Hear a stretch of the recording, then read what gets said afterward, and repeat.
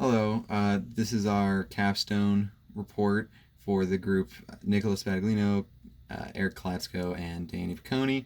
Our project was to make a trail camera that you can set up outside and be able to take pictures of animals based on movement or sound. So in the front here is the camera itself, and here's the motion sensor that has a pretty wide cone and sensitivity, so we will detect motion of anyone walking by or specifically any sort of animals. If we look in the back at sort of the guts of it, right back in there is the microphone. So if anything were to make a loud enough noise, even without motion, we'd be able to take a picture and see what that is. All of the sensors plug into the Pi wedge based on the GPIO. That way we're able to see what those triggers are and then be able to activate the camera. On the bottom is the Raspberry Pi itself, and then that's connected with a ribbon cable to the camera to take the pictures. It's pretty easy to set up. You just plug it in, run the code, and it will run indefinitely and continue to take pictures for as long as you want. But if you were to want to shut it off, you could just push this button and that would stop it. So let's look at the code and see how that all works.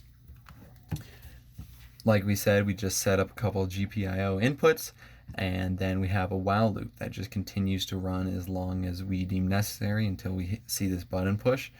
When it does detect an input from the microphone, gate channel, or motion from the motion detector, it will take a picture and then also figure out what day and time it is, and when we save it to a file that is time stamped, that way we know exactly when the photo was taken. And down here we're also tracking with a histogram sort of the activity of when these photos are taken, so that we know when the most active time for either people or animals walking by, and we can see that as like a function of time here. So let's look at some of these pictures that we took. As you can see, all the files are saved in your own directory, and they're time-stamped, so you know exactly when they were taken. And let's look at some of the photos that we were able to take in class. As you can see, they have pretty good resolution for short range, exactly the kind of thing that you'd have on some short trail. So that concludes our project. Thanks for listening.